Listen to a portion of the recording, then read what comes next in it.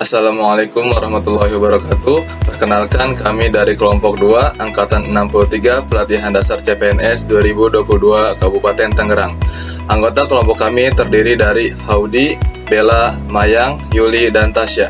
Pada kesempatan kali ini, kami akan memperkenalkan nilai-nilai berakhlak yang diaktualisasikan oleh Bapak Baharudin Yusuf Habibi.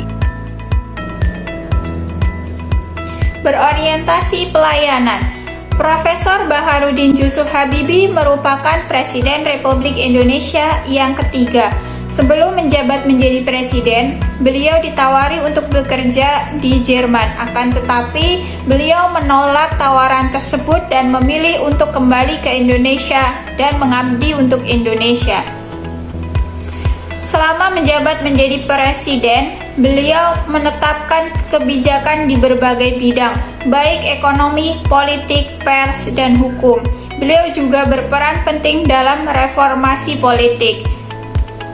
Beliau juga sangat peduli terhadap kebutuhan masyarakat, salah satunya dengan menciptakan pesawat agar masyarakat dapat memperoleh akses transportasi dengan mudah. Untuk mengatasi krisis ekonomi pada tahun 1998, pemerintahan B.J. Habibie mengambil beberapa kebijakan penting, yaitu kebijakan fiskal dan moneter. Meskipun di tengah gonjang-ganjingnya situasi Polhukam saat itu, terbukti bahwasannya kebijakan tersebut membawa pertumbuhan ekonomi lebih baik, yaitu sebelumnya minus 13% menjadi 2%. Hal tersebut merupakan salah satu bukti bahwa sikap beliau akuntabel, di mana dapat mempertanggungjawabkan pengelolaan dan pengendalian sumber daya dan pelaksanaan kebijakan yang dapat dipercayakan dengan tepat dan cepat. Kompeten.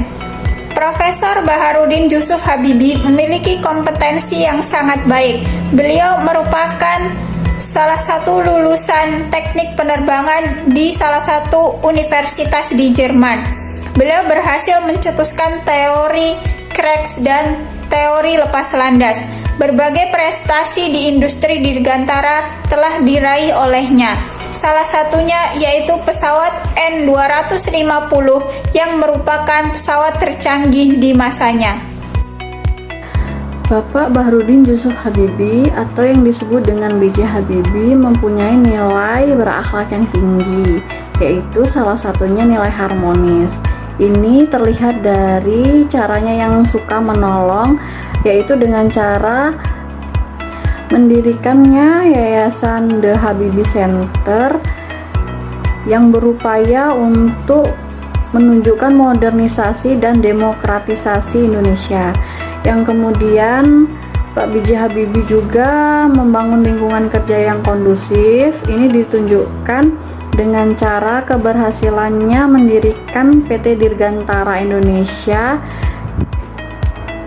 yaitu satu-satunya perusahaan yang ada di Indonesia, sehingga menciptakan lapangan kerja untuk masyarakat Indonesia.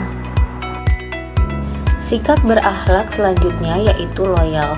Sikap loyal ditunjukkan pada sosok B.J. Habibie, yaitu beliau melakukan pengorbanan tenaga, pikiran, dan waktu demi keberhasilan suatu tujuan mulia bangsa dan negara.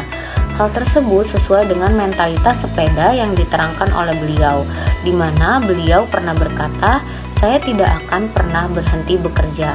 Kalau saya berhenti bekerja, saya akan mati."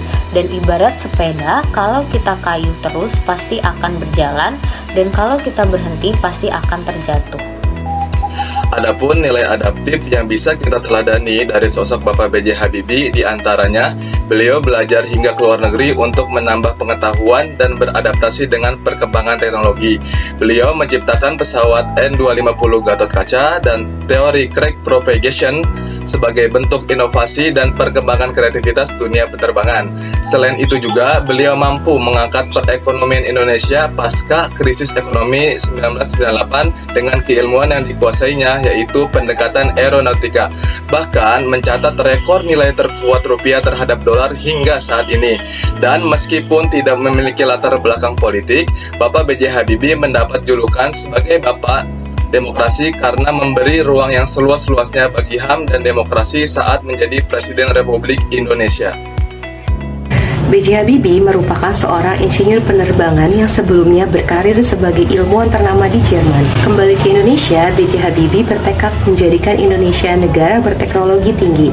Ia pun mendirikan PT Nurtanio atau IPTN, perusahaan pesawat terbang pertama di Asia Tenggara.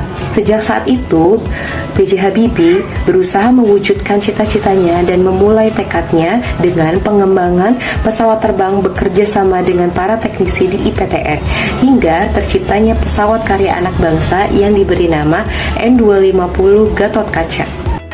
Dari Bapak B.J. Habibie sebagai salah satu contoh tokoh berakhlak, kita dapat mengambil manfaat untuk selalu cinta tanah air, rela berkorban untuk bangsa dan negara, serta terus berinovasi dan mengembangkan kreativitas untuk Indonesia yang lebih baik, sehingga kita dapat meneladani sikap beliau agar menjadi ASN yang profesional.